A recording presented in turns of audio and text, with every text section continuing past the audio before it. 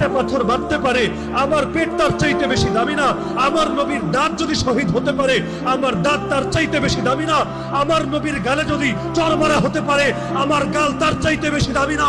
আমার নবীর চেহারায় যদি থুতু মারা হতে পারে, আল্লাহর কসম আমার চেহারা তার চাইতে বেশি দামি না। আল্লাহর নবীর চাচাকে যদি 70 টুকরা করে তার কলিজা চিবিয়ে খাওয়া হতে পারে, আল্লাহর কসম আমার বাপ চাচা তার চাইতে বেশি দামি না। আরে আল্লাহর দ্বীনের জন্য যদি আল্লাহর নবীকে কাবা ছাড়তে হয়, মক্কা ছাড়তে হয়, পবিত্র ঘর ছাড়তে হয়, আমার ঘর, আমার এলাকা, আমার দেশ তার চাইতে বেশি দামি না। আমার মসজিদ, আমার মাদ্রাসা, আমার খানকা তার চাইতে বেশি না।